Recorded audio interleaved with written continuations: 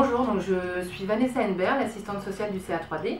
Donc j'interviens pour les patients dialysés et pour les patients du parcours maladie rénale chronique. Et donc aujourd'hui, on vient vous parler de la personne de confiance et des directives anticipées, qui sont donc deux points importants de la charte du patient. Qui je peux choisir comme personne de confiance? Alors, vous pouvez choisir une personne qui fait partie de votre entourage familial ou amical, mais pas forcément, puisque ça peut aussi être une personne du corps médical, comme votre infirmier ou votre médecin traitant par exemple. C'est quoi la différence entre personne à prévenir et personne de confiance? La personne à prévenir, c'est la personne qui sera contactée lors de votre sortie d'hospitalisation ou lors d'événements inattendus survenant pendant votre prise en charge. Par contre, elle ne sera pas consultée sur vos souhaits.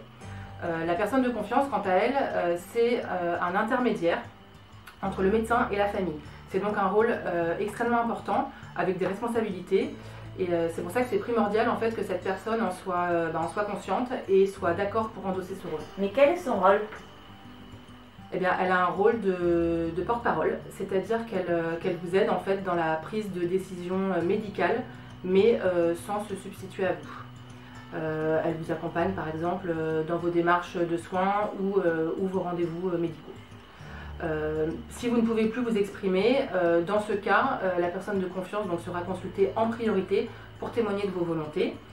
Et enfin, pour les patients en fin de vie, la personne de confiance eh bien, doit être informée en fait, des décisions thérapeutiques, puisque dans ce cas-là, c'est la personne de confiance qui aura un rôle décisionnel et consultatif. Mais comment faire savoir ce que je veux pour ma fin de vie? Alors, eh bien, pour cela, vous pouvez donc écrire ce que l'on appelle donc, les directives anticipées. Donc, c'est un document rédigé par vos soins qui concerne donc, les conditions de votre fin de vie. Par exemple, vous pouvez y indiquer si vous voulez poursuivre ou limiter votre traitement. Et l'intérêt donc de ce document, c'est de préciser en fait vos volontés en amont pour garantir en fait qu'elles seront respectées si vous ne pouvez plus vous exprimer. De la même façon, donc si vous êtes dans l'incapacité d'écrire ou de signer, vous pouvez demander donc à deux témoins, dont votre personne de confiance, de retranscrire et d'attester ce document. En pratique, comment ça se passe?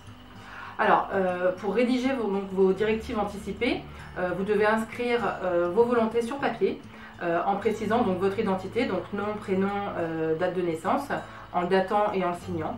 Et donc ce document n'a pas de limite dans le temps, donc vous pouvez le modifier ou l'annuler à tout moment.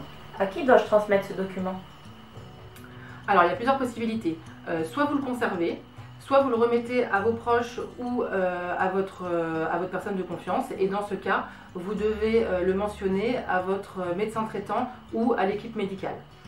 L'autre possibilité, c'est de le donner à l'équipe médicale qui le conservera dans votre dossier médical tout simplement. Voilà.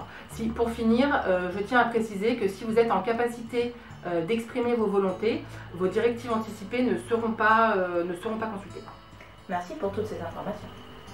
Je vous en prie, je vous remercie de votre écoute et puis je vous dis à bientôt donc, pour vous aider dans vos démarches.